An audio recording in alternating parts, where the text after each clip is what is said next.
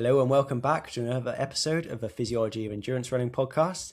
And today we are giving you your guide to Zone 2 training. Zone 2 is literally everywhere. Every influencer. I was in their barbers before Christmas, and the guy next to me was talking to his barber about Zone 2 training. And I thought, this is either running's got too mainstream or Zone 2 has just reached levels of hype that it shouldn't have reached. And mostly just the name, Zone 2. It just annoys me for details, which we'll get into in the podcast. But yeah, I guess the whole idea of this episode is part of a series where we're going to go through the different training zones or intensity domains and really give you the science on how do we actually define them? How can we define them with and without a lab? And then what training adaptations you expect to get from them, and how can we apply that in your own training? So that's the aim of the episode. Hopefully we're successful, and you've got a bit of an idea of you feel a bit more clued up about Zone 2 by the time we finish. But yeah, I think that's basically what we're going to cover today, right, Owain? Yeah, and I hope no one's ever listening to this podcast thinking they're going to get like definitive answers, because that's not how sports science works, is it? Yeah, I guess you're going to come to the end of this and you're not going to know exactly what Zone 2 does and doesn't do, because we don't know. Well, again, I think that's why I really wanted to do this episode, because people who have no science background, influencers, whatever, go, yep, Zone 2 is going to do X, Y, and Z. And sometimes they're right. Often they're not right, or maybe the evidence isn't there to support what they claim, especially around the potency. I think when it comes to Zone 2, like it's effective. It does do what it says on the tin, like improves loads of different variables. But I guess one of the arguments we make in this episode is comparing it to higher intensities and what's the effectiveness of Zone 2 versus 3, 4, 5, etc. Yeah, and there's definitely some things that, like the Instagram reels are getting right. Like, you're probably going to enjoy your running more if you're absolutely smashing out every run. That moderate, that heavy, intensity. We're talking about like scientific zones now, but yeah, really smashing all of your runs, and you slow down a bit. You're probably going to enjoy your running a bit more. I think that's always a lot more enjoyable. You're probably going to be running for longer. You're not going to constantly be injured and ill. But then, beyond that, I think any concrete claims should raise an eyebrow. Yeah, I definitely, we're very much pro easy running. I think it's the argument of what Zone 2 is going to do for you and what it isn't going to do for you, and where it fits into your training program. And that's what we're trying to get out of today, as I said, like what, and also just considerations for different populations. Like, if you only got 4 days a week to run, should you be doing Zone 2 every day or not? Because I think a lot of people would say, yeah, just run easy, but maybe the balance there shouldn't be easy, right? And maybe we're not even going polarized in that we're doing 80 easy, 20 hard. I don't know. That's sort of the debate we're going to have over the rest of the podcast. But yeah, the start of a series where we're going to go through all the training zones and just do a bit of a digest. And hopefully we don't give you all the answers, but you come out of it with a bit more clarity than when you went into the episode. Yeah. And I think at the end of it, we're thinking about sort of talking about how we, program it for ourselves and for the people we coach as well. Because I think part of the like reason we decided to do this episode was from breaking down the Valencia block, and I think it was more in the next episode we're going to do, where I divide that zone up a bit different to you, and there's not a right or wrong way to do it. But that's going into like coaching, but that's sort of where it came from, right? And that's sort of what we want to discuss over a longer format than just this is what we did for Valencia and sort of leave it, because we did have a few questions, didn't we? We got quite a few actually Instagram messages about how we divide up. Yeah, and just distinguishing intensity domains, which is how science goes about it, and training zones. And there's probably not a right or wrong way to do it, but how do we do it and why, I think is really important. And I guess like continuing on from that, like exciting announcement, we launched Patreon. So if you want to find out a bit more about how we apply what we talk about on the podcast in our own training, then we've launched Patreon.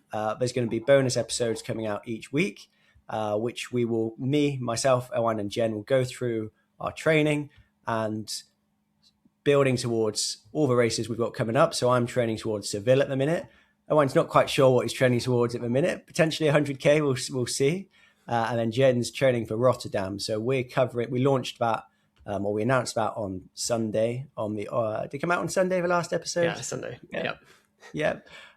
So you can go, if you haven't listened to that already, you can go listen to that. Episodes coming out weekly, bonus content on there, resources that will help support you and your training.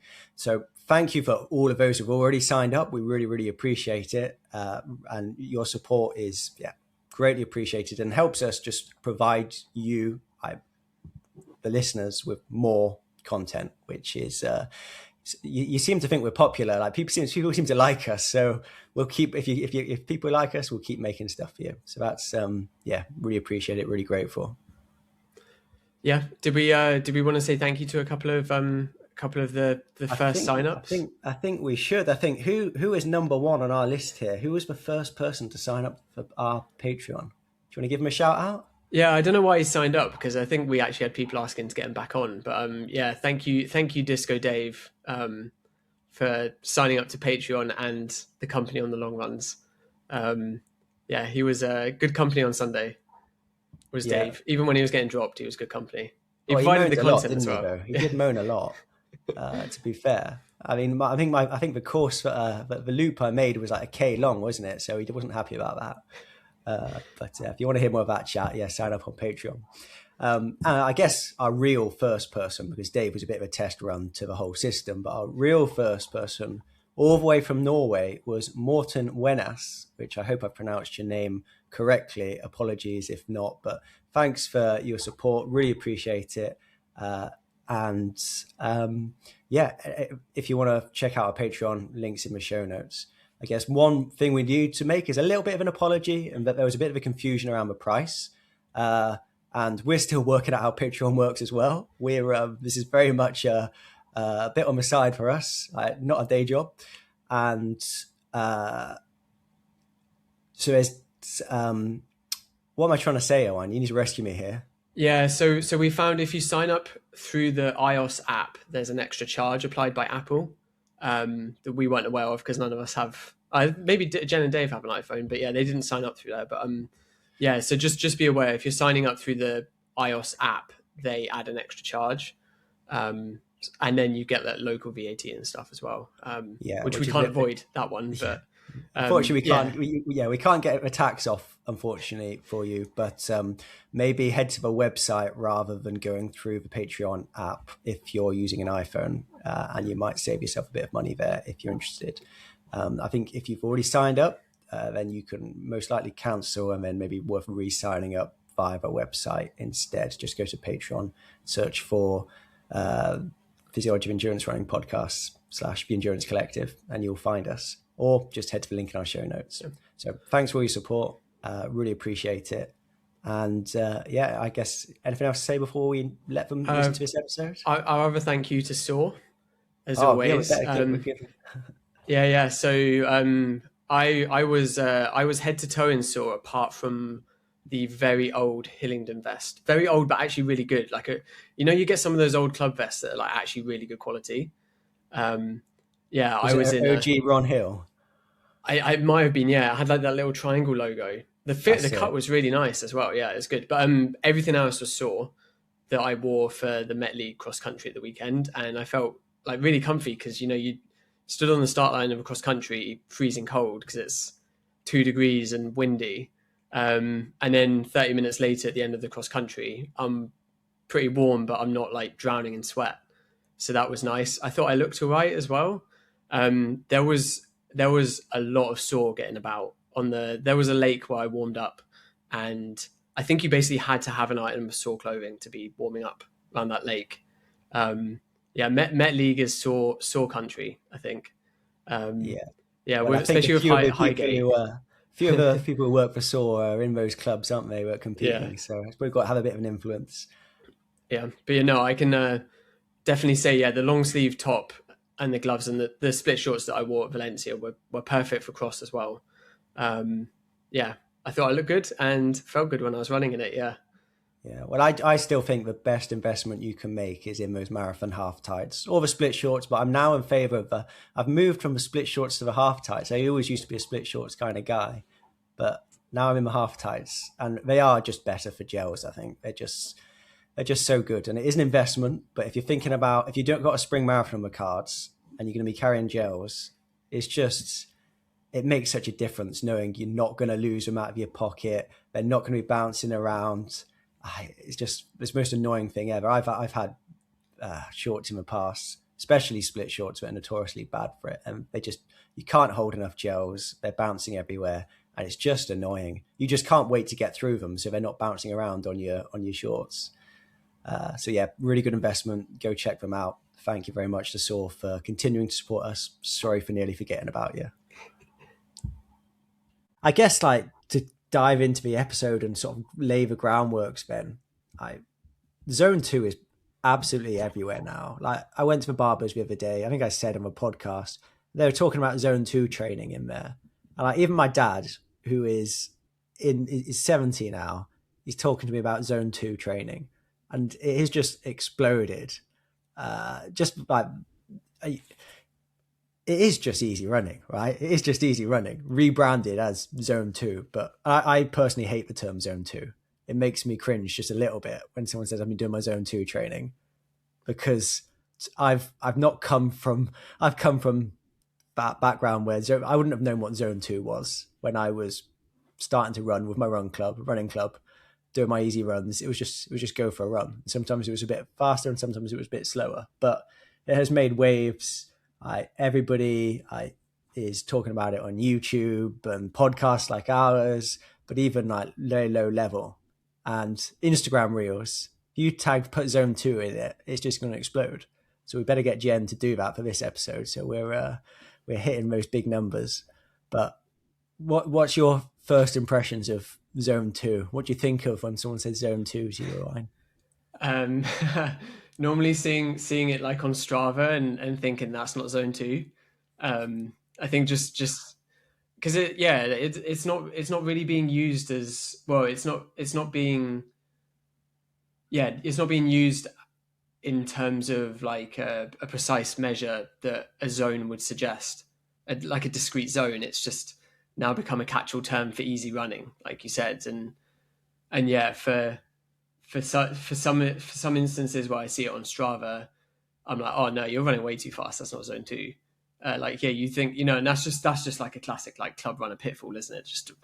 Just bash out all your easy runs. And then for other people, it's no, it's way too slow. You're really good running and you're shuffling, probably below Zone 2. And then that then opens up how do you define the bottom end, which is what we're going to sort of come on to. That's one of the big pitfalls of Zone 2 is again, we're making out like it's this discrete zone, but we don't actually know how to measure one end of it. So that sort of falls flat on its face straight away, doesn't it?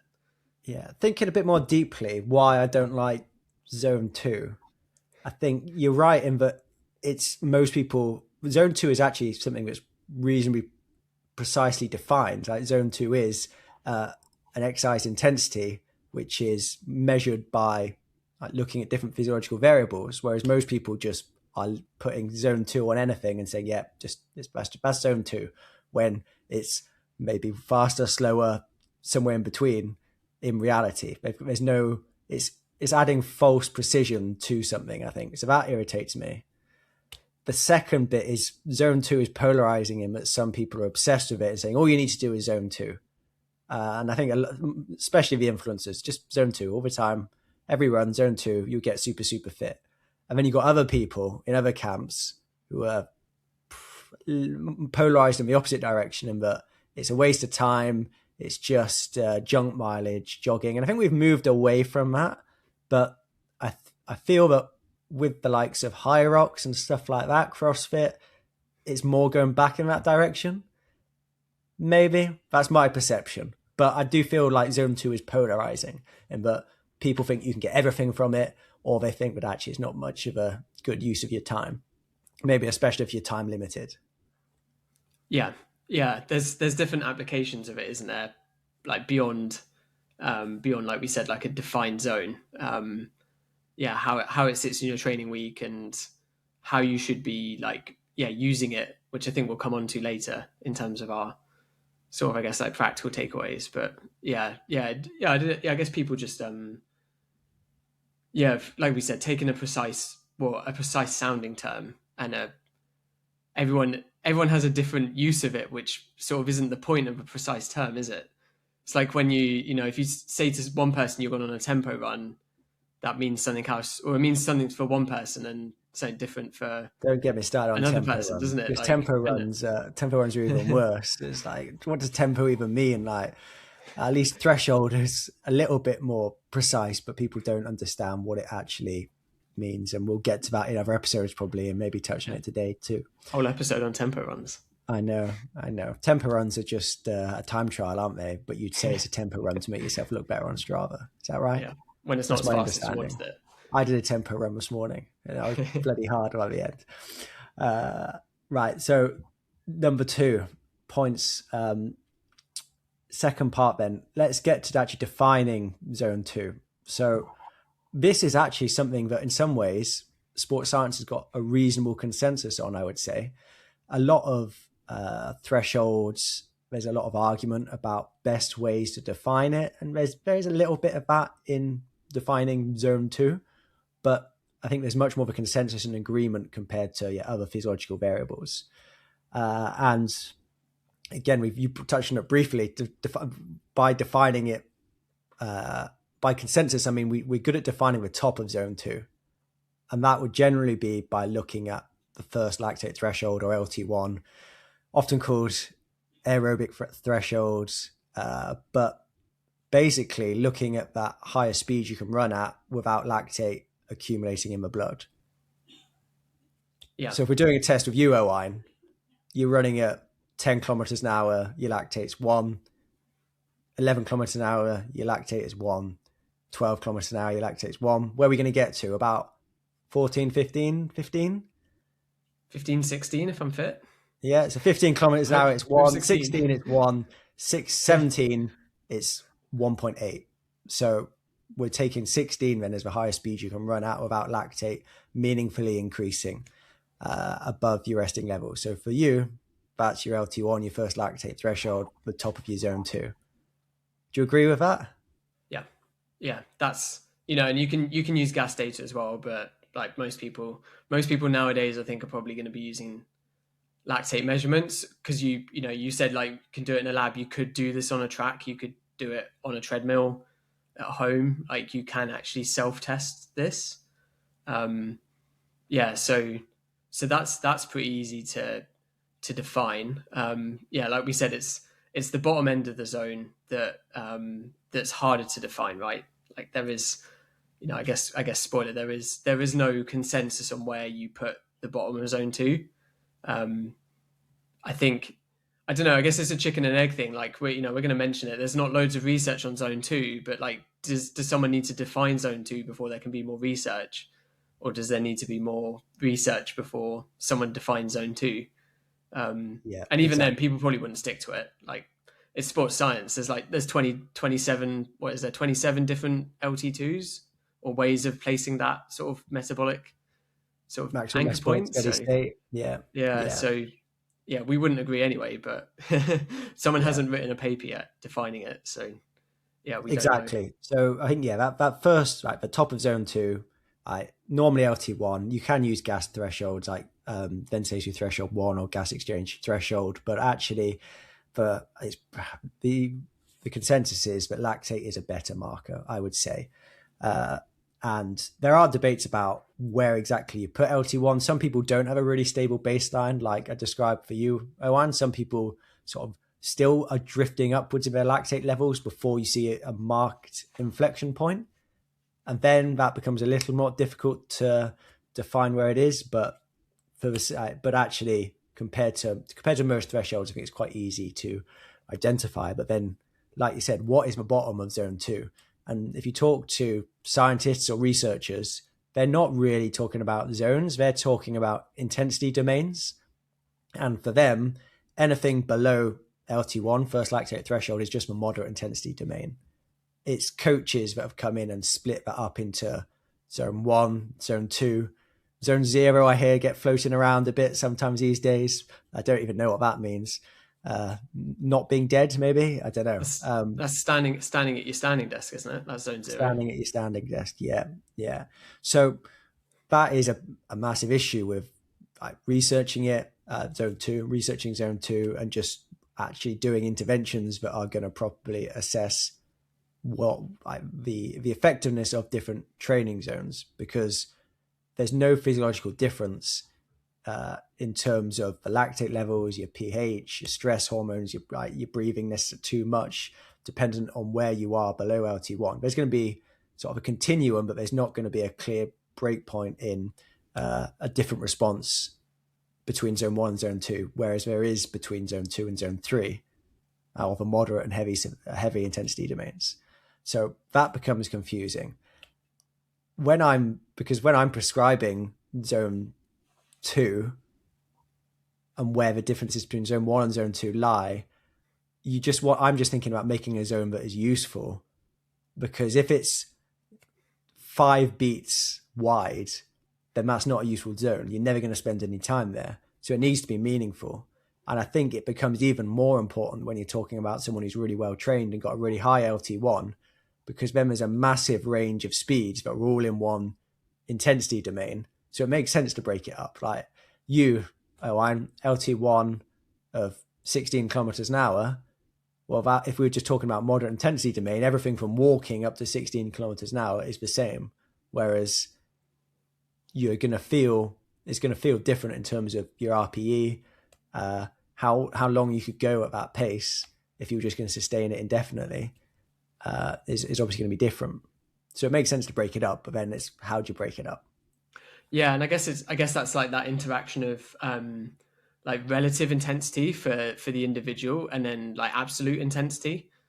Like you said there, 16 kilometers an hour, or even faster for like yourself and like other elite athletes is really, really fast. Like I remember a few years ago hearing like Brett Robinson, it's like a 208 marathoner, 208 I think. Saying he can easy run at 350 a k. Like he is running easy, but that's just too fast. That's too fast for a 208 marathoner to run at that speed, but metabolically he is still operating at an easy intensity. So that comes into play as well, that absolute intensity of the speed that you're going. And I guess what you'd call it, like biomechanical or musculoskeletal sort of impact of that training as well. Because I guess maybe again to say like we're really heavily focused on like the metabolic and cardiorespiratory sort of physiology of this. We're not really necessarily thinking too much about the load it puts on like your Achilles. That's not really our world, is it? But that's going to be massively different. Again, like using you as an example, like if you can run at 340 a k and it's an easy run, that's like a way different load through your Achilles to 430 a k. But they're both still metabolically an easy run. So there is those absolute intensities. They'd both be pretty much the same. Like they're going to come at about 1 millimole.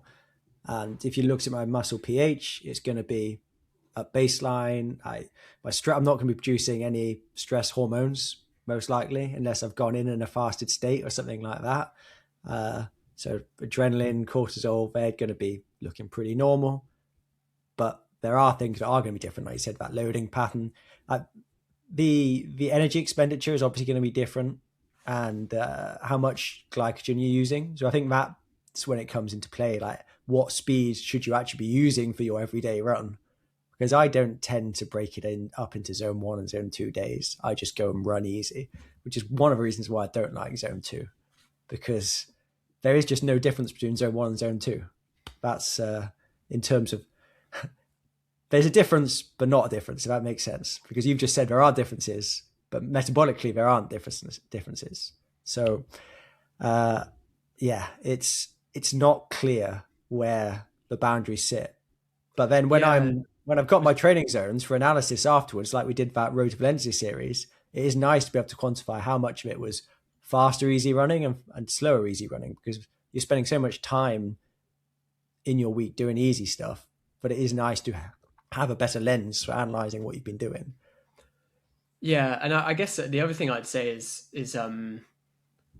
that you've through years of training have sort of earned that what do you call it? I guess privilege, or benefit of having this scope to do like a massive amount of, like, a huge range of like easy running, and like, we sort of joke about on like the Road to Valencia series, like you come and run, like I'm sort of pushing it for a long run, and you're like, yeah, this is essentially zone one, like, and like, you get comments on your Strava, right? Like, people can't believe like how low your heart rate is for like a run sort of thing. Like, you've earned that right, or that benefit of having that huge range. Whereas actually there are going to be some people where it is, the difference between running 5:30 a k and 5:15 a k probably doesn't feel like much, but there are going to be runners where actually that's going to be crossing the boundary. So there is way less scope, and that's maybe a benefit of zone two, is it is a little bit more precise, because actually it doesn't feel that different, because it's not a sort of, if you don't have a huge range, where if, like, being realistic, like 6:30, 7 minutes a k is like, just about running, then you sort of have a Careful much what you're much saying smaller, here. yeah, Careful what you you're have a saying here. you have a much smaller like absolute range of speeds, don't you, to sort of operate Yeah. in. And that once you start compressing the zones, then actually being a bit more strict is better. Whereas I guess that's what I'm trying to say. And then because you've got such a huge range of like paces you can run at before you're crossing that metabolic boundary, it's almost like you don't have to think about it as much. Not to say you don't think about it, but yeah, you Yeah. can just sort of go for it, I guess. Whereas Yeah, well, um, because my LT1 is so high, and the same for you as well. Like, it's not like you have to be super super elite to have this phenomenon, but you're never going to accidentally go out the door and be running in zone three. Just because I've never gone out the door for an easy run and accidentally started running 320 a k pace.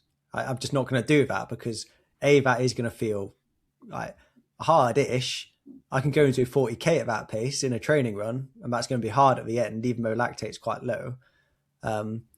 But it's just you can feel that you're working, and it's just so far away from what I would normally go and jog at. Whereas if you are someone who's less fit, then their thresholds are going to be a lower percentage of their max.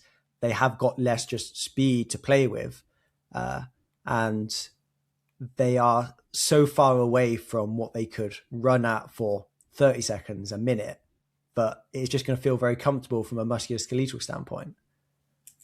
So yeah, I do think that I think zone two is useful in the context of having a zone one and zone two if you are someone who's moderately fit to very fit. If someone's more of a newer runner, I think just breaking it down into easy, moderate, and hard makes more sense. And that probably means most runners, maybe not most runners that listen to this podcast, but most runners don't need to be thinking about zone two. They go, well, you should just be thinking, is this easy? Is this moderately hard, or is this hard? I would argue. Should we get on to defining zone two then, if you haven't got access to a lab or a lactate meter? yeah. We can try. We can try. What are your thoughts? How would you go about it? So an athlete's come to you, they're like, what pace should I be doing my easy runs at? Yeah, so I guess like we're talking about zone two. This is where like I again wouldn't bother with like zone two. I would just sort of talk to them about their training, and just say, okay, when you're out jogging, like, I think once you've been running for a while, I think you do actually get I guess running for a while, and thinking, like, actively thinking when you're running and reflecting afterwards. I do think you can pick up where you are running easy, and I'd say actually you should. I think you can pick up the top of zone two quite easily. Then the bottom of it, I think you can innately sort of pick up. But yeah, it's just like, like you say, that talk test. And I always think it's like, if you get to a traffic light, like, you don't feel like you're happy that the traffic light's red and you've got to stop. like you can just sort of keep running, I think is a good test. You're more Um, frustrated that you've got to stop rather than glad that you got a breather. yeah, and once you're running towards a crossing, and you're like, oh, I hope, like, especially if you know the traffic light sequence, you're like, oh, I hope it stays red a little bit longer. Like you're probably getting towards the top, if not out of zone two. Um, that's I think another good, just because you're not thinking about like, oh, I'm in zone two at that point. You're just, that's just your like natural instinctive reaction, and I think that's a better guide than like, oh, like, yeah, what's this online like calculator said, like, actually just, if you're like, oh, I'd like a break for 20 seconds, it's probably too fast. Yeah. Yeah. No, I like that. Well, let's start on that theme then. Let's start with one of the things that I think is the easiest way to see where your top of your zone two is, where that LT1 is. And I would just go to RPE as a starting point. So having done loads and loads of lab tests, like hundreds and hundreds, one of the key things I would report is what is your RPE at your threshold? And I think that tells you quite a lot, but there's remarkable consensus, I would say, in that for most people, LT1 is a 5 out of 10. And so you want to be below that for your easy runs. There is obviously some range. And I think people who are more middle distance athletes, people who are less fit, so their thresholds are at lower percentages of their VO2 max, like I was talking earlier, or people who just haven't done much training and haven't got a good calibration of RPE, maybe that breaks down a bit. But for most people, I would say for most of the people listening to our podcast, if you are a 2 or 3 out of 10 on your easy run, you're probably all right. If you're a 4, you're probably okay, but you're starting getting towards the top of that zone 2. If you're a 5, you're probably crossing over it. I think that would be my starting point. Yeah, I think that's a good way to start. um I guess also just, if you are looking at this, like, you're probably using heart rate, and I think, again, looking back at data, um from multiple runs, like not just one run, and just looking at what your heart rate does, especially if you're running somewhere like fairly flat, and just seeing like, okay, if across the whole run is my heart rate drifting up and I'm running at roughly the same pace, then you're probably out of zone two. Whereas if it's staying stable, and maybe even like, you do the first K or two and then your heart rate actually drops a little bit, that's probably again a good sign that you're you're in zone two. And there's other factors, like if you're stressed, like your heart rate's going to be higher. But I think, doing that over a number of weeks can also be a good way of, like, rather than using an absolute heart rate number, looking at the heart rate behavior, I think is another good way to look at it. Yeah, no, I definitely agree. I mean, if your heart rate is stable over the course of a 1 hour run, then there's a good chance that you're in the right place. Uh, if it's drifting upwards, steadily over the course of that run and pace is staying the same, you're probably above your LT1. Not necessarily. If it's super hot, then you are going to see more drift. But I think the heart rate dynamics are a good tell. You can look at percentages of max heart rate, and that is basically what your Garmin is doing to assess where your thresholds are, or your Coros or whatever. They are looking at percentages of your max, but there are obviously caveats with that. Like the first big one is, do you actually know what your max heart rate is? Uh, that is a massive, massive factor. And if it's using 220 minus your age, then that's absolute nonsense. If you've got your heart rate max from running a 5K as hard as you can, you've raced a 5K and you can see what it's peaked at, that gives you a better starting point. But even then, I've seen athletes who just have a really narrow heart rate range. For easy running, they can be easy running at 170 beats per minute, but their max is 200 beats per minute. That's probably unusual, but I've seen it. And likewise, I've seen people who have massive heart rate ranges, where they are seeing like big, big jumps for a small increase in speed. I'd say on average, somewhere at about 78, 77% of your max heart rate is a good guide.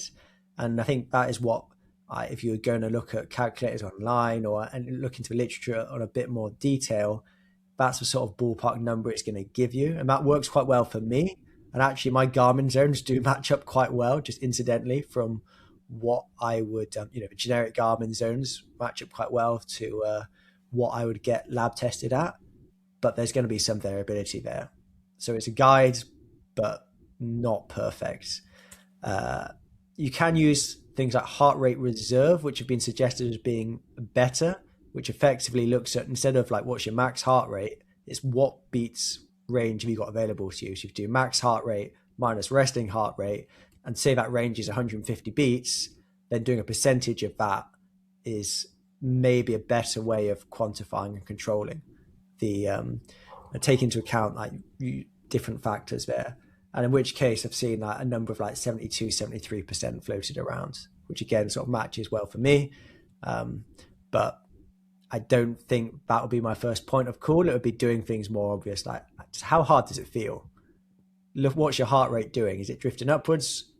And the same for your effort. If your effort is drifting upwards as well over the course of that run, then that's a good sign that your physiology isn't stable and you're above your LT1.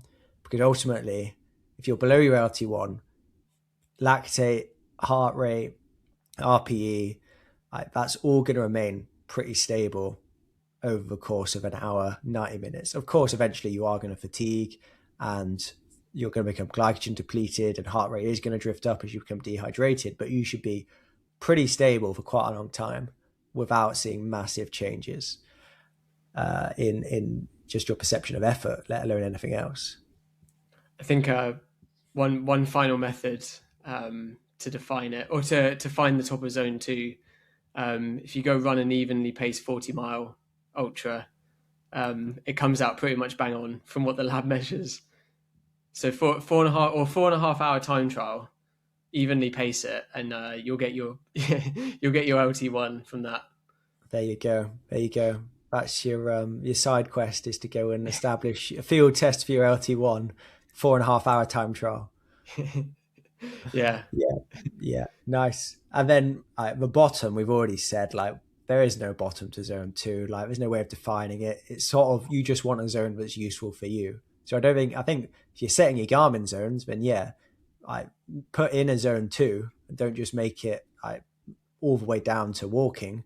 Split it up into zone 1, zone 2. That makes sense, but then just choose a range that is it's actually going to provide some benefit to you when you're analyzing your training. I would normally say something about 20 beats is a good range. If it's 10 beats, I feel like that's too narrow to be any use. If it's 50 beats, then that's just too big a range to. That's probably going to encompass anything from walking, very slow jogging, all the way up to running at a reasonable pace, or your LT1. So I think 20 beats, I would say, is a good ballpark. Or if you're talking about speed, like 2 kilometers an hour, like 30 seconds, 40 seconds a K, would you say something like that? Yeah, I guess so. Yeah. I guess it depends how fit you are, doesn't it? Like if you've pushed your LT1 up because you trained in a certain way, then it's going to be a really big gap, I think. Whereas if you have a relatively like weak LT1, then it's going to be a bit smaller. I mean, I was going to add with the heart rate zones, like I think this is where like some trial and error and just some reflecting during and after a run, like you start to instinctively know, like, okay, you're running somewhere nice, you're not stressed, like, you know, there's not much life stress and there's not much like within run stress. You sort of know, like, okay, like this is really easy, like this is nice, and then okay, this is getting a little bit harder. It's still easy, but it's getting a little bit harder, and that's the boundary's probably, I think, practically somewhere in there. For me, in my head, like if I'm in zone 1, it's a real recovery run and there should be low physiological and like psychological stress. But then if one of those is off, like if I've had a stressful day at work, then yeah, my heart rate might be a bit higher and it's probably not going to be in zone 1. It's still going to be easy, but I don't know. That's just the way I think about it is yeah, like if you are really nice and relaxed and enjoying yourself and not pushing, I think you can figure out a useful place to put the boundary. I think the other thing just to add as well is, like, again, going by heart rate, even 10 beats below, 5 to 10 beats below LT1, and like I've got it from lab measurement, so I'm fairly happy with where it is. Like 5 to 10 beats below, you do still feel like you're pushing. Like you're not necessarily really hammering it like you would be right at LT1, but you know that you're still going for it. Like that's a fairly fast, easy run. Whereas like another 10 beats below that, it should be fairly relaxed, I think. So I think that's maybe just another thing to think about is like, okay, if you decide 160 BPM is your LT1, and then you're going to put the boundary at 140, what's happening if you're running at 150 BPM? Like what's that feeling like? So not just thinking about the absolute like lines where you're putting these zones, but what's also happening in the mid, like just the whole way across the zone, to be honest. Like what's your RPE? How do you feel? What's your heart rate doing? What pace are you running? And just, yeah, thinking about the whole zone, not just the top and bottom. Yeah. Yeah. I think people sometimes miss the zone in zones in that it's it's an area and there's scope even within that. You're breaking up a continuum, aren't you? Your speed is a continuum from walking to maximal sprint speed, and you're dividing up into zones, hopefully using physiology to guide that, because we have discrete physiological responses dependent upon if we are above our threshold, below our threshold, like between the thresholds. But even then, it is a continuum of speeds, and there are going to be subtleties in, as we said earlier, like energy expenditure, carb fat oxidation rates, muscle recruitment. Obviously, the faster you go, the more muscle fibers you recruit, and that is going to be true even within a zone. So it's definitely it's still a crude method of breaking up intensity, really. Yeah, it's definitely not ideal, and I think that's maybe the other thing is it's not, there's not a right answer. Not that necessarily even like LT1 is always going to be exactly right. Like it's going to change day to day a bit, but you can be pretty certain with that. I think with this, it's just a case of just always be going back and thinking about it, and that it's perfectly fine to slightly change the boundary that you set on the Garmin every few months. Like that's not a I problem. disagree there. So No. I've set, so my LT1 is consistently 155 beats per minute, and LT1, I think. Yeah, I'm saying the bottom end. Yeah, but I've set my top of zone 1 at 135 beats per minute, so 20 beats below, and I can't change that now because then I actually, that is fixed. If I'm going to do any training analysis, I'm not comparing like with like, so I want to keep that anchored to 135, which if I was going to do it again, start again, I would probably put it a bit lower, because I actually don't go and spend much time in that 135 to 155 window. These days, I'm pretty much jogging at 120 every run. And if I get into the 130s, that is feeling like I'm working reasonably hard. And then if I'm doing a more harder long run, I'm probably going to be around that LT1 area or getting up to that sort of point by the end. But now that's it. I've locked in. It's just been that. It's been that for 10 years now, I reckon. So it's just going to be stay at that for me. That's my take on it. You can play around with it, but I just like to be able to compare across multiple training cycles. Like how much time did I spend in the different zones, even if it is an arbitrary number. I prefer it to be a consistent arbitrary number than just a constant moving target arbitrary number. But I do think one for me, like 135, that is a meaning. I could go and spend a whole run in zone 2 without having to really think about it, and making sure I don't go into zone 3 or drop into zone 1. So it's a usable zone. And there's also a big enough range in terms of paces. So I think currently, if I was going to run at 155 beats per minute, I'm probably at 320 a K. And if I'm at 135, I'm probably at about 340. So maybe it's a bit too narrow. But yeah, so I think if I was going to go back and do it again, I'd set it 125 or 135, I think. But I'm too far in now. Anyway, yeah, I'm too committed. Let's move on then. So that is how we would define it. Zone 2, although I still hate zone 2. Let's now talk about training adaptations. And I think this is the part of a podcast where maybe it gets a bit controversial. And I think there is a lot of nuance that is not understood that well. and what people think they know about training adaptations from zone 2 aren't necessarily what the literature suggests. Do you think that's fair to say as a starting point to this part? Yeah, and I guess just everything we say that might be a benefit like should have the caveat of there is really not much good research. Um, it's either there's one or two papers, or it's sort of being inferred from what we know about like signaling pathways and how they're measured from like heavy and severe intensity exercise, then being applied to the bits of research on zone 2. Or I say zone 2, like a lot of the research isn't necessarily even on zone 2. That's one of the drawbacks as well. So I think that's view everything through that lens, everything that we're about to say. Yeah, yeah. So I mean, I think the controversy isn't in what zone 2 does and does not do. It's just in how effective it necessarily is at driving these adaptations. And there's no doubt that zone 2, zone 2 at the minute, I think is touted to drive mitochondrial biogenesis, mitochondrial efficiency, and there's some really big proponents of that, like Inigo San Milan, who used to coach Tadej Pogacar, Tour de France winner, if you didn't already know, multiple times Tour de France winner. He's massively into this zone 2, and he's both a coach, researcher, practitioner in terms of as a physiologist, and done some really good work with his PhD supervisor George Brooks into lactate clearance, etc. And they're really big proponents of the effectiveness of zone 2 to drive these mitochondrial adaptations.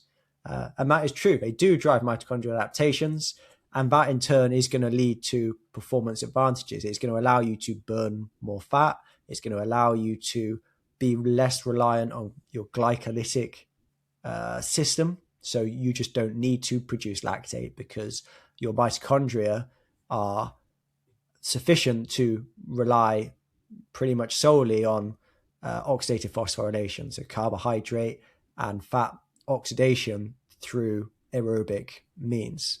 And so you're not producing lactate, and you're not having to recruit those fast-twitch muscle fibers, and not producing waste products such as hydrogen ions. The controversy, I think, is actually how effective is zone 2 at driving these adaptations versus higher intensity.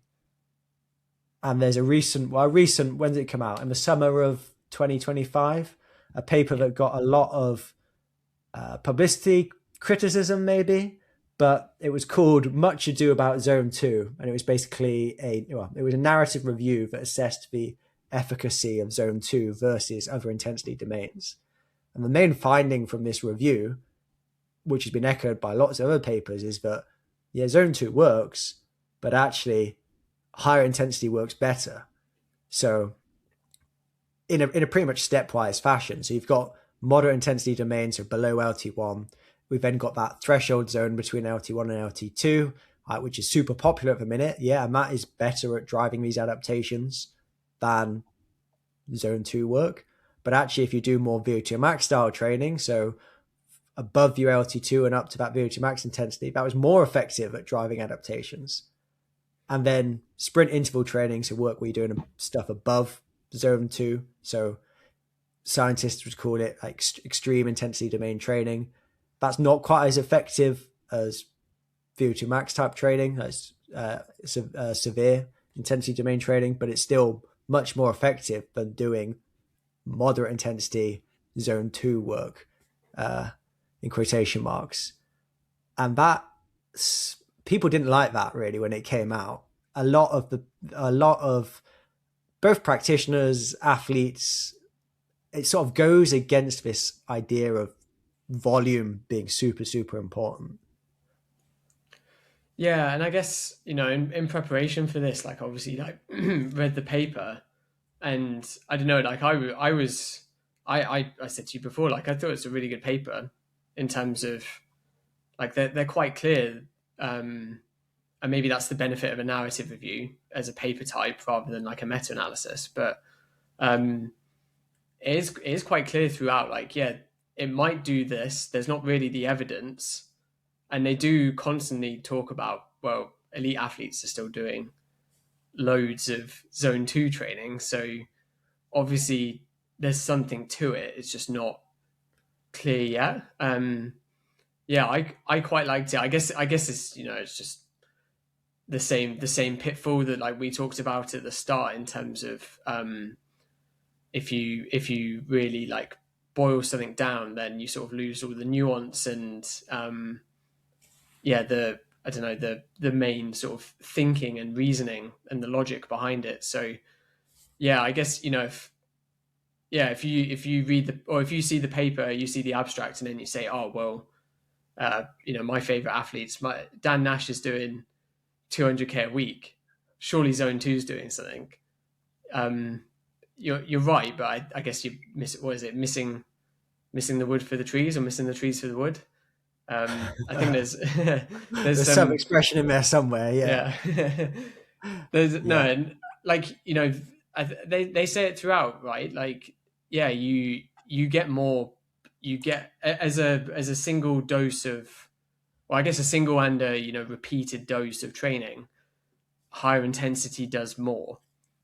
But this is maybe where we are skipping ahead a few episodes to the how to apply this. Like, you can't do a VO2 max session every day. Plenty of people try. There's the odd outlier that, like, the one that always comes up is Niels van der Poel, right? The speed skater, which has some differences to running, but he was doing like 5 intense days a week, 2 days off. That got him an Olympic gold, I think. And world got him a record, medal. 2 world records. So there is other ways to do it, but I guess, again, like chicken egg, like, all of the best athletes in the world, all of the best runners in the world are doing a lot of zone 2. Is it that they're doing it wrong, or is it that science hasn't caught up yet? And then when you read the narrative review and there's not much evidence, chances are the science just hasn't quite got the answer right or clear yet. Yeah, 100%. There's definitely other things going on, because elite athletes are doing lots of easy running, and they wouldn't be doing that for no reason. I mean, one other paper that I think breaks this down quite nicely is this. I will link it in the show notes, but it's titled "Heavy, Severe, and Extreme, but Not Moderate Intensity Exercise Increase VO2 Max and Thresholds After 6 weeks of Training." And basically what they've done is they've got groups of 14 athletes. Nicely, actually, half of each group were women, so 7 men, 7 women, and they did either 3 times a week for 6 weeks. They did either they either did a moderate intensity zone 2 session, a heavy domain session, which is basically a threshold session, or they did. There was 2 breakdowns to that as well. So there was a low heavy, and then a high heavy. So basically closer to LT1 but above LT1, and then closer to LT2 but below it. And then there was a VO2 max type training session, which was between LT2 and VO2 max. And then there was a sprint interval training. So I think there was 84 participants, if my maths is right there, which is a big old study. And after following the programs for 6 weeks, there was a stepwise progression in response, both in terms of VO2 max, but also their maximal metabolic steady state as well. And the ones who had the biggest response were those who did the high intensity interval training, so in that VO2 max type zone, and they had a 6.2 mil per kilogram per minute increase in VO2 max, whereas the moderate had a 1.8, which is probably not statistically significant, maybe just on that borderline. So moderate did work, just actually it was only it was 3.5 times less effective than doing high intensity training. And I think you'd probably expect that with VO2 max, because we know that VO2 max is a cardiovascular measure primarily. It's more to do with the pumping capacity of the heart, but the same was true of maximal metabolic steady state. So the thresholds where they sit was more improved by doing VO2 max type training than it was by doing threshold training. And people wouldn't normally go, oh, I'm going to improve my thresholds by doing VO2 max work. But actually, it's just that the stimulus is bigger. And the body is very clever in that these signaling pathways are all linked. And I would say at the most broad sense that there is really just a couple of signaling pathways that are all wrapped together. And it's basically, we need better endurance. We're going to switch on this signaling pathway, which is going to drive mitochondrial biogenesis, increased in fat oxidation enzymes, increase in glucose transporters, increase in lactate transporters. They're all sort of stemming from this one signaling pathway. And so we want to, if we need more endurance, we're going to switch all of them on. And any high intensity endurance based activity is going to turn that signaling pathway on to a greater or lesser degree. So it does make sense that even VO2 max type training could increase our fat oxidation rates, for example. And that's been shown in the literature multiple times. Doing sprint interval training has been shown to increase fat oxidation rates. So doing wing gates 4 times 30 seconds as hard as you can with 3 minutes rest, that has been shown to increase fat oxidation rates, probably in a lesser well-trained population and someone who's already someone who needs a bigger signaling response than just 2 minutes of really hard work. But it has been shown. So there is a connection between all of these intensity domains. I've lost where I was going with that, but no, I mean, I was going to jump in and say, so not to like, I read this paper as well. I think I've read it before as well, and you know, it's a really, really nice, like, and really intensive piece of work. I think that's something we say about a lot of sports science research, isn't it? Knowing how much it takes to do. But I guess to not counterpoint it, but to say at the same time, each group was work matched, and it was 3 sessions a week. And I guess like my response, like, you know, the paper is high in internal validity. I'm trying to remember my validities now, and it's low in like ecological validity. So internal validity is that like you're measuring, the groups have done a similar amount of work because they're work matched, so it is possible to compare them. But if you said to me, oh, I'm gonna, like, if you said, oh, I'm doing this new training plan, I'm gonna run, well, they were cycling, but you know, I'm gonna do 3 times a week 50 minutes easy cycling, like, you know, that's not going to get you fit. Like, you know that you could do that twice. You could do 50 minutes twice a day, sort of thing. Not with at least 24. Like, they had 24 hours between sessions and a 48-hour rest per week.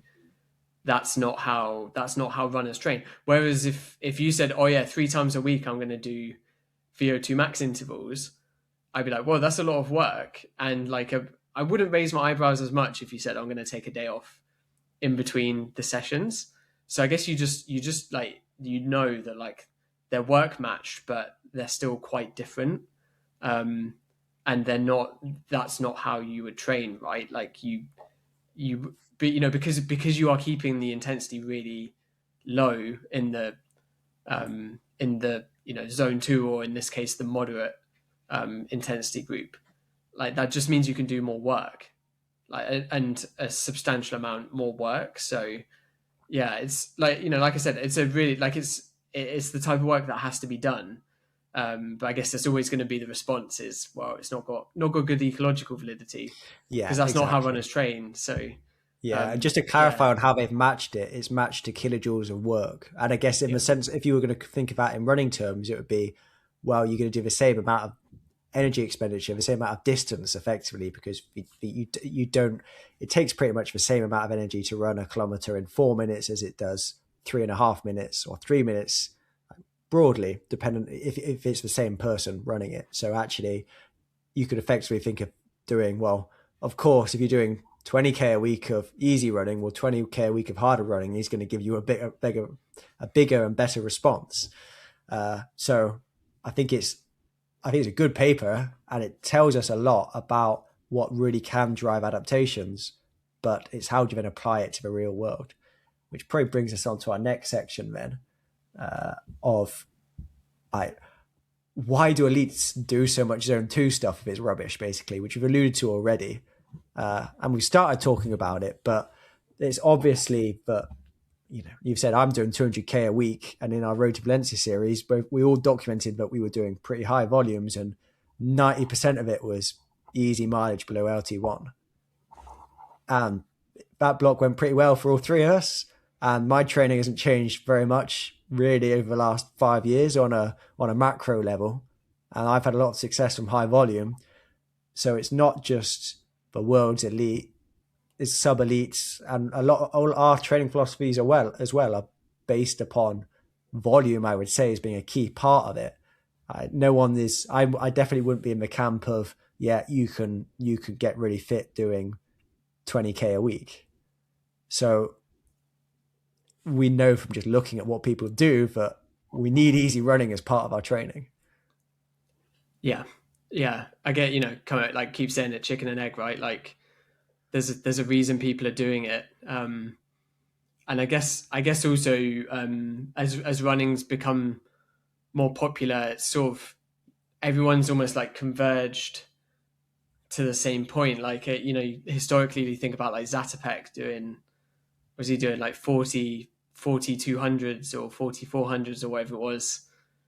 He was doing doubles as well, right? Wasn't he? I think. So, in army boots, right? Like a dirt track. Yeah, that was, at one extreme, and then at the other extreme you had people just doing easy running, and they still ran the same times. And I think we would know if there was people in the 5k 10k final at the World Champs that were doing 20 by 400 twice a day, multiple times a week. But there's not. Like they've all sort of gone the same direction. So yeah, I guess there's a survivorship bias in terms of that's what's happened. Just a natural evolution of training, isn't it? People aren't going to keep doing things that don't work. And we've got to this point where most people are following not exactly the same program, but broadly the same, in that there's a good chunk of easy running in there. Everyone's heard Stephen Seiler talking about polarized and pyramidal training approaches, and there's most of the training is easy, some of it's moderately hard, some of it's quite hard, and that's pretty much what people are doing. And normally they go in hard 2 or 3 days a week. I'm not going to say sessions because we've got double threshold now, but typically 2 or 3 days a week are hard and the rest are easier days. And pretty much everyone is following that plan. So there's certainly an emphasis on the easy running. And I'd say, if anything, the direction is going in higher volumes, not lower volumes. So why is there a potential mismatch between what the science is saying and what we see with our eyes when we're looking at running in the wild? Yeah, and I guess it, at least part of the answer is a theme that we've talked about with other episodes, isn't it? And what we said a minute ago, it's really hard to do research, and you're maybe manipulating one or two variables and measuring the difference. And actually there's tens, if not hundreds of variables a week for a runner in terms of intensity, duration of a single run, and the week as a whole, and then how that week interacts with the next week, that you're constantly manipulating, and you can't really capture that in research. It has to be, like we just said with that paper, you have to work match a group to compare them. You can be a bit more ecologically valid, but it becomes way harder to do the analysis, and you sort of then wonder, like, okay, is there something that's causing the difference that we're not measuring? So you have to be really, really controlled and very gradually make progress. And ideally, Dan does a paper, and then someone else either does the exact same paper or does it slightly differently, but is essentially measuring the same thing to sort of validate Dan's work. And that's the progress that science makes. Whereas if you have a group of 20 runners you're coaching, you can slightly manipulate the variables, and you can just, this isn't working, just change it, sort of thing. Whereas you can't do that midway through a paper that then takes you 6 months to write afterwards. Yeah, unfortunately, unfortunately, scientific papers to be good and I need to be very precise with the question they're asking. But unfortunately, like you said, there are so many variables that go into constructing a training program for an athlete and what is optimal for them that you can never encompass all that into a study, because studies only work when it is right asking a very precise question with a very limited range and focus. Otherwise, they just don't have a statistical power to answer a question really, and they can't be that conclusive with the answers. It just becomes, and I've done papers like this before, uh, and I think I would change how I'd approach a research if I was going back into that world. But you just end up with more questions than answers, which, maybe that is science, but it shouldn't really be. You should come out of a paper knowing more about an area, not less, which is how often I've felt when I've got something published. Um, but I guess anyway, we know. Yeah, I was going to say, there is some case studies out there as well. I know a few journals are pushing a bit more for case studies, so maybe we'll see more. And um, at least with a case study, and like we're always going to mention the Paul Radcliffe case study that Andy Jones wrote. Like, yeah, it's one person's training, but the measures through a high level athlete's career are pretty decent.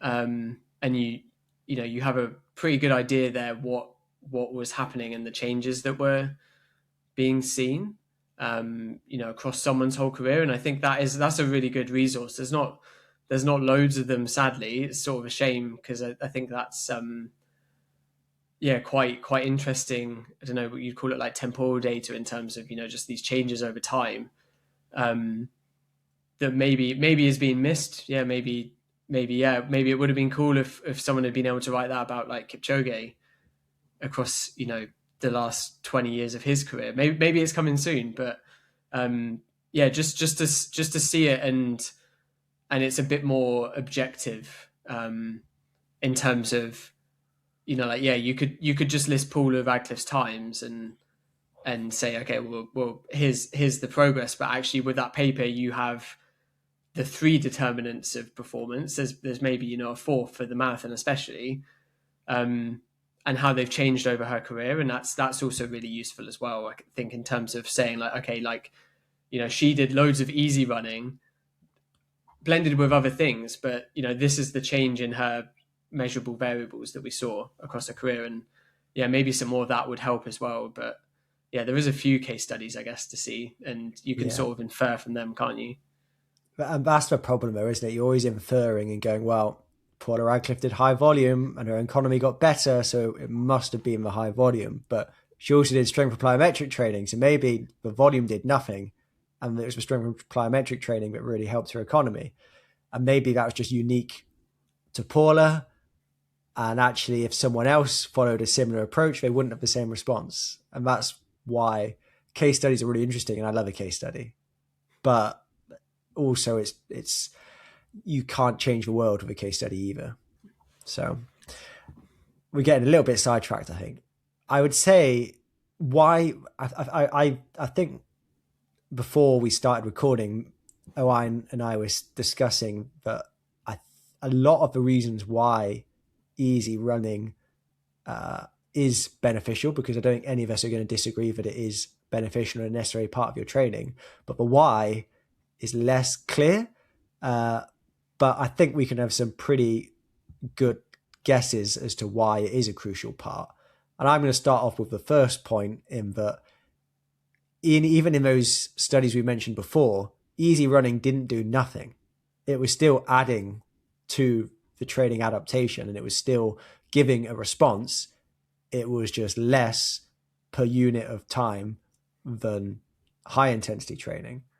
So if you want to maximize your potential, you want to maximize the adaptation response. And that is going to come from, doing the intensity, but also doing a lot of easy. Yeah, and maybe it's a case of thinking about your training as although they all interact, but like almost discrete training, right? Like you have your hard, if you do a hard session on a Tuesday and a hard session on a Friday, like those are discrete, and then the rest of it's the easy running, and they do fit together, but actually it's like different things as well, I guess, is maybe one way to think about them. They do link together, but yeah, you have the dose of hard running that you think you can take across those 2 days. And I guess we'll sort of talk about that more when we talk about heavy and severe intensity domains and intensity and time interaction. But you have those, and then you have your easy running, and okay, how much of that can I tolerate across the 5 other days? Is one way to think about it as Yeah, well. absolutely. And I think also we've discussed this already, but I think that a lot of studies do easy running a disservice because of that matching for workload. Because in reality, you could do so much more easy running than intensity. And there's obviously going to be a limit to how much intensity you can add into a program, especially in a sport like running, where it is you're loading your weight bearing. There's high impact, and that is going to have more than just a metabolic response, but a mechanical response as well. Whereas easy running, which I think brings us on to one of the other points I had written down here, is it is low risk. People don't tend to get injured from easy running. I mean, you could argue maybe stress fractures, but most of the time that is more a energy intake issue rather than a energy expenditure issue, I would argue, in most runners. And people aren't pulling their hamstrings jogging around. Most of the injury is coming from high intensity training. So it is low risk. So it means you can do high volumes of it, and you can also do high volumes of it for a long period of time. And so that is going to stack over months, years, that adaptation response. And but long term, I think it's the easy running that is going to make the biggest difference to your fitness rather than the intensity. Yeah, yeah, like you said, I just looked at mine. Like I did 86% of my running before Valencia is easy running, so that's orders of magnitude higher than the more intense running. So yeah, you can just stack so much more, and that's what's being missed in I guess in research is as far as I'm aware, there's not a paper that has someone doing 2 hours a week of heavy intensity exercise and 8 hours a week of easy and comparing it, but maybe the response is closer when you get to that sort of number, Yeah. or that sort of dividing up of time between the zones. Yeah. And I also think there is I know you were saying they were discrete, like you easy running and your hard running, but I think the easy running complements the harder running in that you're going to build structural and probably metabolic resilience through doing easy volume that is going to allow you to handle more intensity. So I know that if I try to do some of the sessions in the days that I do now 10 years ago, I wouldn't be able to walk the next day. I would be broken. But now I can handle, like this morning or today, for example, I did 15K in the morning with 309 a K with a warm up and cool down. So that became 23K for the morning. Then in the afternoon, I went on the treadmill and did 5 times 6 minutes, going for around 3 minute a K pace. And that became 16K. So I've done 39K of running with, what was that? About 25K of hard running in there. But I'm confident that I'll be able to get up tomorrow and do a double day and probably run for 2 hours of easy, 2 hours of easy duration, like well below LT1, probably zone 1, and be fine. But I would argue that obviously some of that resilience has come from intensity, but you need to first be able to run for 2 hours easy before you can think of a day which is 2 hours with intensity in there. I would argue. And I think the easy days are really good for building that more structural resilience in terms of your bone mass, your tendons and ligament strength, you could get that from strength training, but not in the specific way. And you see this when a cyclist is really fit, they've got a great VO2 max, they've got good thresholds, and they try and run. They're not, it comes to something like a marathon and they just break down. Yeah, and I guess you would look at them and you'd say, okay, like if you're coming from long duration cycling, like a lot longer than any of us run, like you should be able to handle those like long, like metabolically challenging sort of long duration efforts, but it's actually like a musculoskeletal failure. I don't know if that's the right word. We sort of talked about this before, didn't we? We don't know what the sort of like catch-all term for like, yeah, your tendons and ligaments and bones can't handle it. I think that's good. I like that. Yeah, musculoskeletal. What did you say? Yeah, musculoskeletal failure. I think that's a good term.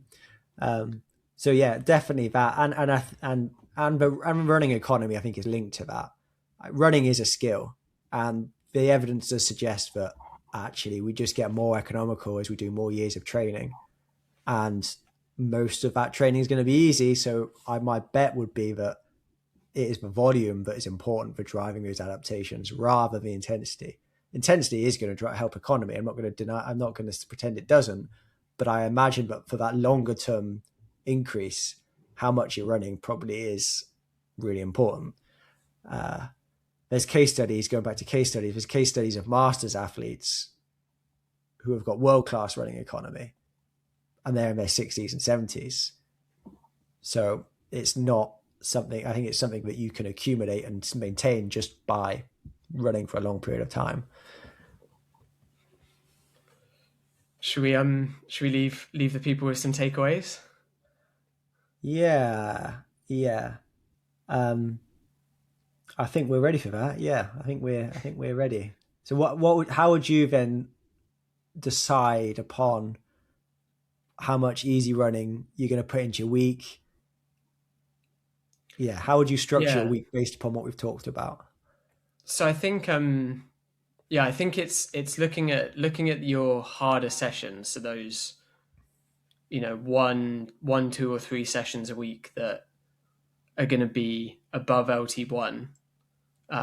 So yeah, not easy running.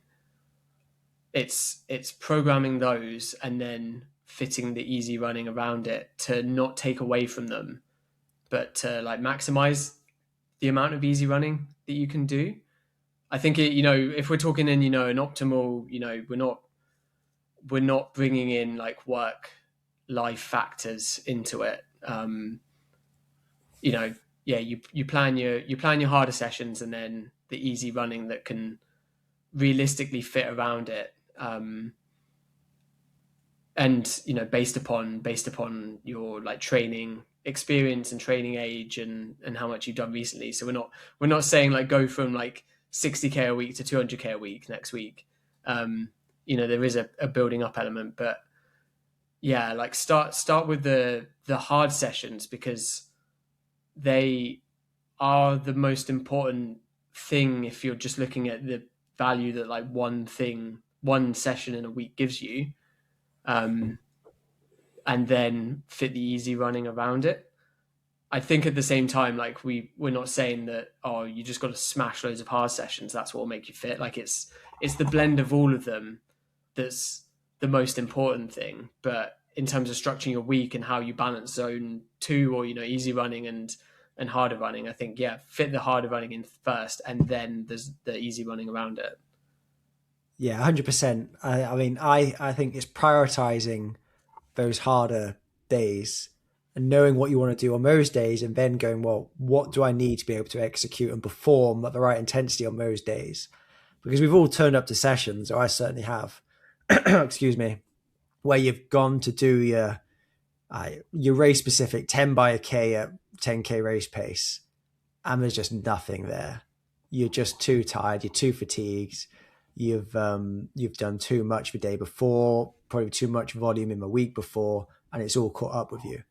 And if you've not been able to execute your session, then that is most likely a planning failure, in that you did a bit too much. which is fine. Or if it's a one-off, you then learn from that and go, right, I need to probably make some adjustments here.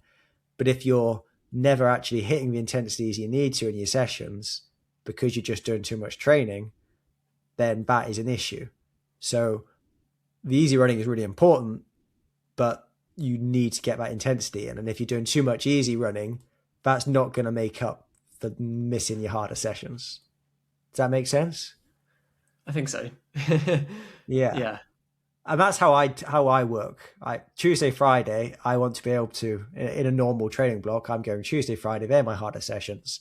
They are the priority. And I want to get as much volume in as I can, but I still want to be able to do those sessions.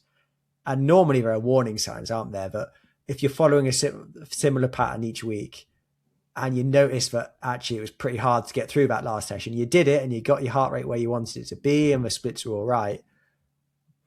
But the next session, it comes around and actually you can't get the heart rate up. The splits are way off. You just can't actually put out that intensity. That is the sign that you're doing too much easy. Pull it back a bit. So my recommendation is always actually start off with the hard, be conservative with the easy days, and then just build that up over time. And then you can monitor what your tipping point is in terms of when does it start to interfere with the harder days.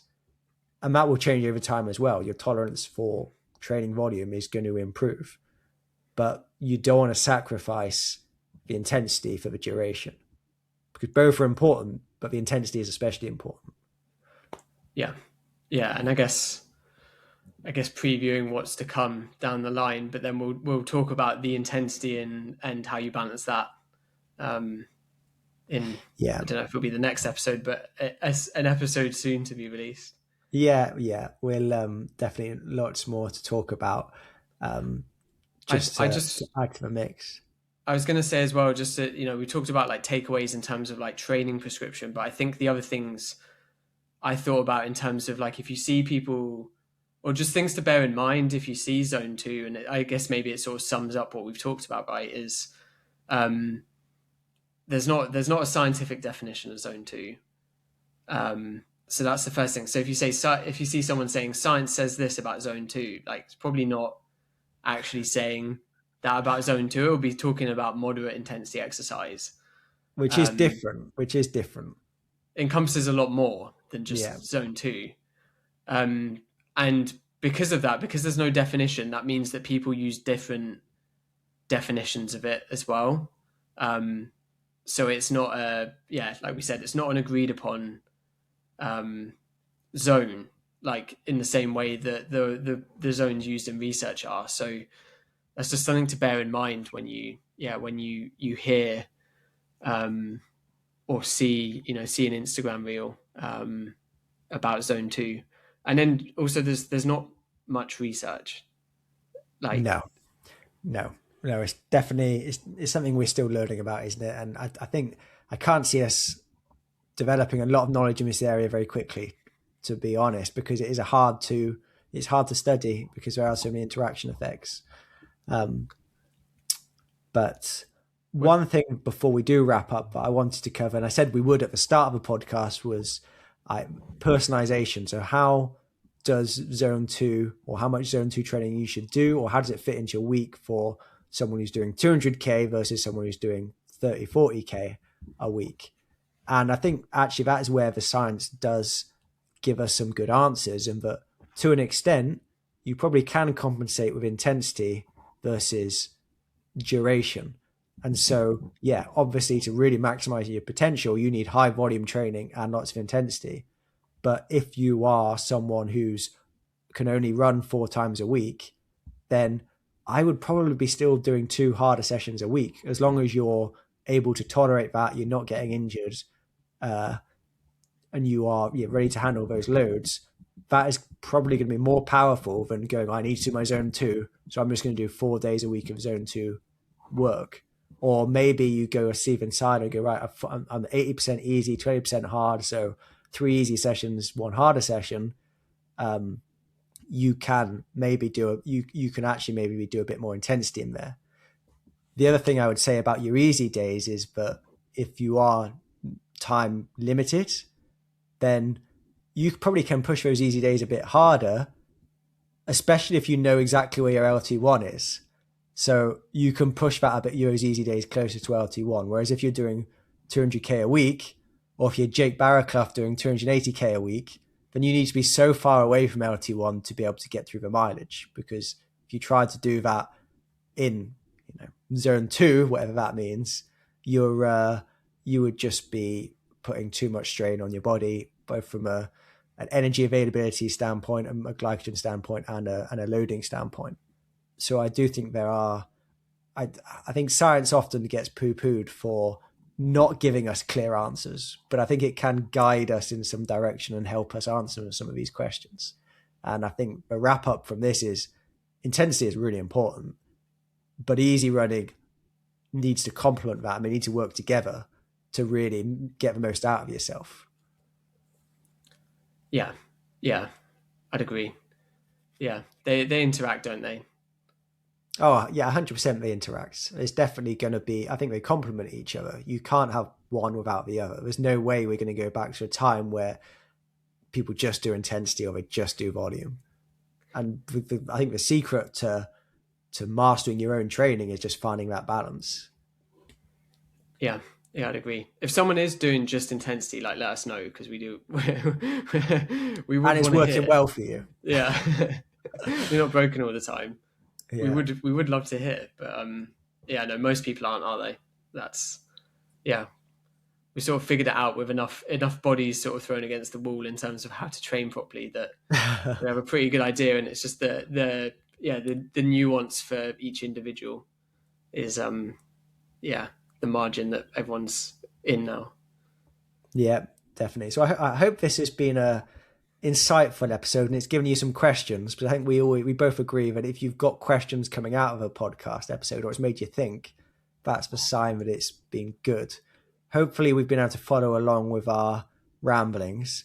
And then, I just look out for the upcoming episodes over the next few weeks and months where we're going to dig into other training zones or intensity domains and clarify what the literature says on what that can provide you with.